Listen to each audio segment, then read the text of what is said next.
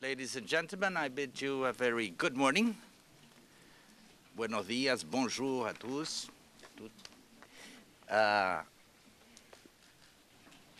It gives me a great pleasure to say a few initial remarks at this Data Day, where we'll be presenting all the results of the efforts that we have undertaken in the Secretariat in order to provide a better service to governments and beyond, to all stakeholders in trade policy. The multilateral trading system, partly based on its systems of notifications, surveillance, and monitoring, among other features, provides a great deal of transparency. And one of its underlying objectives is, of course, to redress the asymmetry of information among its members. We have, I think, achieved a system whereby we are better managing, organizing, and packaging the information, and using the modern means provided by information technology so that you have quicker and better access. We have done work in several aspects, and we established this ITIP, the Integrated Trade Intelligence Portal, which is, if you will, the cover to all the efforts that we have undertaken in the Secretariat in the different fields that deal with information.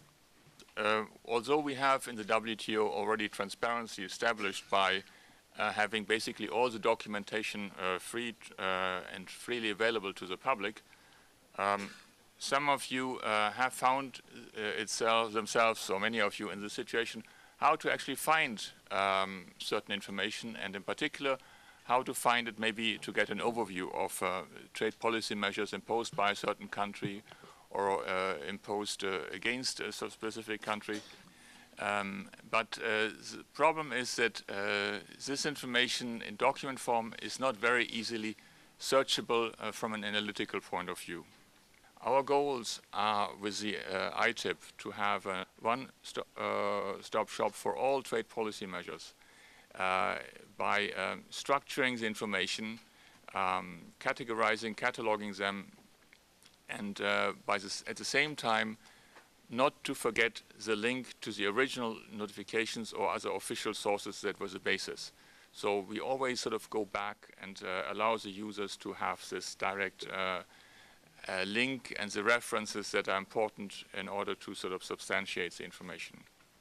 It is very important to conceive of all this as a service that we provide to members, and I repeat, beyond members, to all who may have an interest in getting better information: importers, exporters, academics, and so on.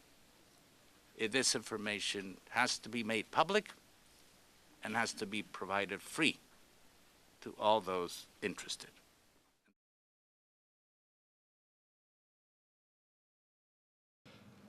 What these numbers tell us is that it's more and more difficult to explain global trade today with conventional concepts, with conventional trade theories, and especially to understand welfare gains and distribution stemming from the globalization of trade. The reality is that traditional statistics do not give a clear picture of today's ways of trading, especially in manufactured products, but also in services. And they have, in many ways, broken the bridge which we need to rebuild between the benefits of international trade, how it happens, under which conditions does it happen, and what really matters for people, which is jobs. And this is where the bridge can be built, because, as we all know, value addition is roughly mostly jobs. The new database, including preliminary data for 40 countries, can play an important role in understanding better what is going on in global trade investment and production patterns and helping us to improve our policies. This growing process of international fragmentation, driven by technological progress and trade policy reforms, challenges our conventional wisdom on how we look and how we interpret trade policies, and also how we interpret the numbers of trade flows, the figures for trade flows. As goods and services cross borders several times at different stages of processing, conventional trade statistics may not tell the whole story. There can be multiple counting.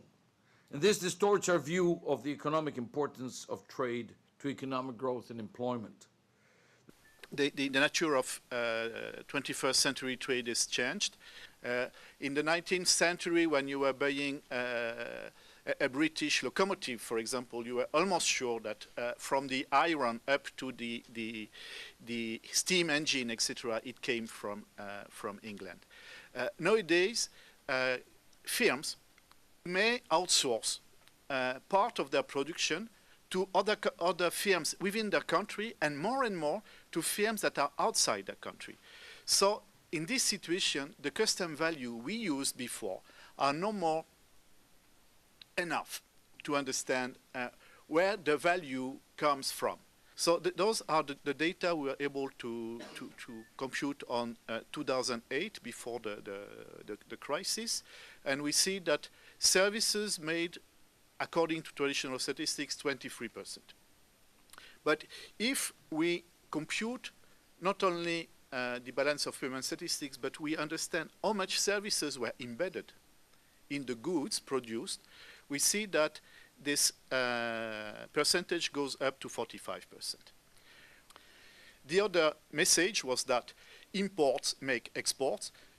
When the imported content of export increase, which means the more imports you include into your production, into your export, the better is your performance in terms of export. So the countries who were able to incorporate more imports in their export were the countries who did better in terms of export. And it's especially true for the emerging countries. And the final part was the way we look at bilateral trade balances. And here I selected first the US as an importer, because it's the biggest trader in the world. Let's see what happens with a country like South Africa. According to traditional statistics, South Africa had a small deficit vis-à-vis the US. But if we compute the value added originating from South Africa, this small deficit changes in a small surplus. Why? Because South Africa is a producer of raw material. Those raw material will be exported, for example, to Europe to do other things, or to China to do steel, etc. That will be used eventually in the US. So when we are able to trace the network that led from South Africa as initial producer to USA as final importer, we realize that there are more value added coming from South Africa. The overall trade balance doesn't change. So if a trade balance bilateral is reduced somewhere, it must increase somewhere else. And let's take the case of China. The US has a huge trade deficit with China in gross. But when we look at the value added, it's significantly reduced. And here, just a first estimate will reduce it by about 25–30%. But this decrease is in fact compensated by an increase from Korea and Japan. Why? Because those countries, Korea and Japan, what they did was to export parts and components to China that were embedded in goods that were eventually shipped to the US. So here we were able to trace back the source of that.